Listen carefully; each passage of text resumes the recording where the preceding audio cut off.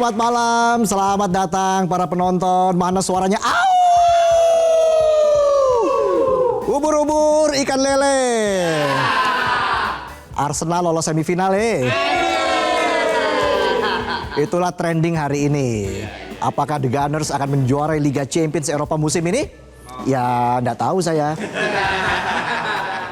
Yang jelas hari ini 17 April, Midnight Live episode ke-17.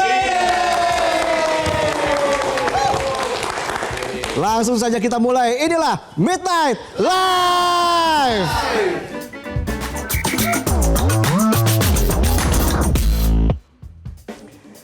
Di tanggal 17 ini episode juga 17. Angkanya cantik, beritanya tetap menggelitik. Uye.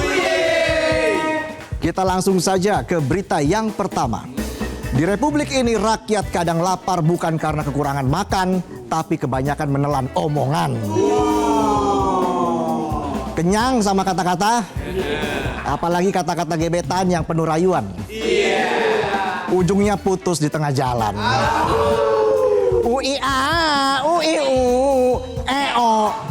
Contohnya, dapur makan bergizi gratis alias MBG di Kalibata baru 2 bulan nyala, udah mati gaya. Bukan karena kehabisan bahan, tapi karena dananya sempat ditahan. Untungnya hari ini dapurnya sudah kembali buka. Bukan karena sudah terima pembayaran, tapi pakai dana pribadi sebagian. Sebelumnya diberitakan bahwa sejak akhir Maret, dapur MBG Kalibata stop beroperasi. Bukan karena kehabisan nasi, tapi karena rugi. Tidak tanggung-tanggung ruginya hampir 1 M. 1 miliar ya. Tepatnya 975 juta rupiah karena dugaan penggelapan dana oleh yayasan berinisial MBM. Begini ceritanya begini ya. Selama 2 bulan Mitra Catering udah masak tiap hari, lauknya mungkin gonta-ganti, tapi duitnya cuma mampir ke janji. Mirip lah sama pacaran LDR, udah ngasih semuanya tapi nggak di-acknowledge. Acknowledge. Bilangnya tenang sayang, aku lagi nabung buat pulang. Ditungguin 2 bulan ternyata yang ditabung alasan buat ngilang. Bisa aja saya. Kata kuasa hukum dapur Mitra MBG, dana dari Badan Gizi Nasional sudah disetor ke Yayasan Media Berkat Nusantara alias MBN. Tapi pembayarannya ke dapur Mitra ditahan. Mirip pacar toksik yang rese. Tapi pas mau diputusin ngerengek. Situ pacar apa Nobita, tiap episode minta tolong Doraemon. Episode berikutnya bandel lagi. Nobita omon-omon. Sekali lagi dong. Au! Akhirnya kasus ini berujung laporan ke polisi dan saat diselidiki ditemukan bukti kwitansi. Sebelumnya merespon polemik tersebut, Kepala BGN bilang itu sepenuhnya masalah internal. Tidak ada hubungannya dengan Badan Gizi. Masalah internal antar mitra, betul. Tapi Pak, kalau masalah internal ini berpotensi bikin anak-anak sekolah nggak dapat makan, artinya ada skema yang perlu pembenahan ya. Kabar terakhir, dapur sudah comeback alias dibuka lagi, bagus. Asal kasus tetap terus diselidiki. Jangan sampai dapurnya ngebul, traumanya muncul. Kasus dapur Kalibata bukan cuma perkara kompor mati atau kehabisan nasi. Ini alarm bagi MBG yang punya niat mulia, tapi logika ekonominya masih tanda tanya. Bayangin, dapur disuruh masak 500-3.000 porsi per hari, tapi bayarnya nanti. Bisnis catering butuh arus kas deras, bukan janji-janji manis yang tinggal di atas kertas. Beli bahan tiap pagi, terus bayar pegawai, belum lagi distribusi yang harus presisi. Giliran ditagih bayar, macet, ditahan.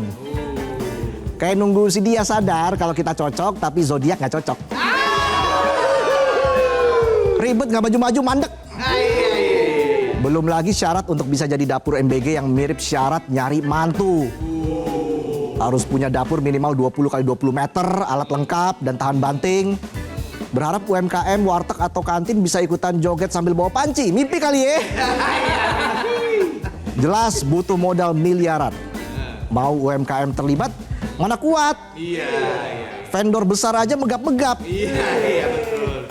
Programnya bikin anak bergizi dan sehat, tapi skemanya kurang sehat. Katanya anggaran bukan jadi soal, tapi faktanya pas giliran bayar tersengal-sengal. Kita bayangkan, misal dapur MBG bisa dibayar mingguan ya. Syaratnya nggak ribet dan membuka ruang buat warteg, kantin, dan dapur komunitas kecil. Mungkin nggak cuma gizi anak yang naik, ekonomi rakyat juga bisa membaik ya. Jika nggak segera dibenahi, bukan cuma dapur yang bangkrut, tapi rasa percaya rakyat juga ikut surut. Ingat, cinta boleh ngaret, tapi bayar catering jangan sampai macet. Nanti nasinya basi, rakyatnya emosi. Oke, kita lanjut lagi ke berita yang kedua. Nah, ini berita yang ditunggu-tunggu penonton ya. Ya, dari dapur kita ke kampus bukan buat daftar kuliah, tapi nyariin ijazah. Ijazah siapa? Ijazah mantan Presiden Jokowi. Sosok yang biasanya tenang, kini mulai geram. Gimana nggak geram? Ibarat suami nih ya, yang kerja dari pagi ketemu pagi, malah dicurigai punya ani-ani. Kan jadi geram kan? Jakarta keren. Jadi begini ceritanya begini. Semua bermula dari Bambang Trimulyono yang menuduh ijazah Jokowi palsu. Akibatnya ia dijatuhi hukuman 6 tahun penjara karena menyebarkan berita bohong dan ujaran kebencian. Tapi belakangan netizen bilang kalau nggak palsu kenapa nggak dibuka aja Pak. Akhirnya Rabu kemarin Pak Jokowi menunjukkan ijazah SD sampai sarjana kehutanan di hadapan awak media. Tapi ada syaratnya, jangan difoto, jangan divideoin. Setelah ijazahnya dipelototin awak media, Pak Jokowi juga dicecar soal kacamata di foto ijazah. Soalnya dari zaman nyalon wali kota sampai duduk manis di istana, nggak pernah tuh ada jejak kacamata nangkring di wajah beliau. Jawaban beliau santai, Pak Jokowi cerita kalau kacamatanya udah pecah, minus kecil jadi nggak usah dipakai lagi. Terus ditambah bonus cerita keluarga tentang dua anaknya Gibran dan Kaisang yang dulu juga berkacamata tapi sekarang udah lasik. Jawaban seorang family man yang visioner banget ya. Nggak cuma klarifikasi ijazah tapi cerita soal orang-orang di rumah. Kalau kata Pak Mahfud MD, UGM nggak usah ikut ribet soal ijazah Jokowi, kan UGM bukan yang memalsukan. Tapi yang bikin ngelus dada sambil nyari minyak angin. Faktor usia. Pak Mahfud juga bilang andai saja ijazah Jokowi palsu, keputusan dia sebagai presiden tetap sah. Come on. Tapi kalau dipikir-pikir boleh juga pemikiran Pak Mahfud. Kan Pak Mahfud pernah jadi anak buah Pak Jokowi. Sementara itu pihak UGM bilang data Jokowi ada, arsip lengkap, tidak ada pemalsuan. Ijazah ada, data lengkap, tapi kenapa nggak ditunjukin aja? Biar nggak bikin orang curiga. Perkara ijazah satu orang bikin perdebatan panjang. Ngalahin misteri harta karun Paman Gober. Bisa aja saya. Menanggapi desakan yang datang bertubi-tubi terkait keaslian ijazahnya Pak Jokowi pun akhirnya angkat suara. Ijazah saya asli. Kalau diminta hakim, saya tunjukkan. Ya mudah-mudahan ini bentuk kepercayaan Pak Jokowi terhadap lembaga peradilan. Masalahnya mafia peradilan lagi on fire. Jakarta keren. Kalau rakyat diminta bawa ijazah pas daftar kerja, tapi kalau presiden ditanya ijazah pas sudah jadi mantan. Udah kayak orang gagal move on.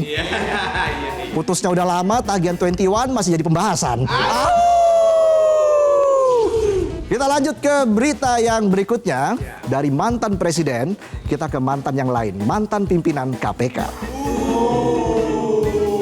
Bicara soal mantan, ada yang bilang mantan itu tempatnya dua. Kalau nggak nempel di kenangan, ya jadi bahan gibahan. Bisa aja saya. Lagi-lagi plot twist di negeri ini, mantan justru pede minta balikan. Kali ini Nurul Gufron, mantan wakil ketua KPK yang pernah melanggar etik, malah sekarang lolos seleksi administrasi jadi calon hakim agung. Ini serius apa cuma konten ya? Punya catatan etik tapi nekat ikut seleksi hakim agung. Pak Gufron beralasan dia merasa terpanggil. Pelanggar etik dan terpanggil, ini 3 kata unik ya. Karena dulu juga terpanggil ikut seleksi pimpinan KPK, udah jadi menjabat di KPK, masih terpanggil ikut campur mutasi pejabat di Kementerian Pertanian. Ujungnya dipanggil Dewan Pengawas KPK. Gak cuma terpanggil, Pak Gufron menambahkan bahwa dirinya punya kapasitas. Kami nggak ragu soal kemampuan Bapak. Tapi sayangnya kapasitas etik Bapak dipertanyakan banyak pihak. Kayak motor metik yang mesinnya ngelitik. Berisik tapi nggak ada yang lirik. Bahkan KPK lembaga tempatnya dulu mengabdi udah kasih kode keras. Pilih yang integritasnya jelas. Bekas tempat kerja udah trust issue. Tapi KY justru buka pintu. Come on. Kalau pelanggar etik bisa daftar jadi hakim agung, pecinta gorengan bisa daftar jadi menteri kesehatan. Iya nggak? Mantan penyidik KPK Yudi Purnomo lebih tegas lagi. Ia minta KY coret Nurul Gufron. Yudi bilang track record itu penting, tapi kalau untuk Pak Gufron mending nggak usah dicek daripada kaget. Ini track record apa surat tilang? Banyak banget pelanggarannya. Bisa aja saya.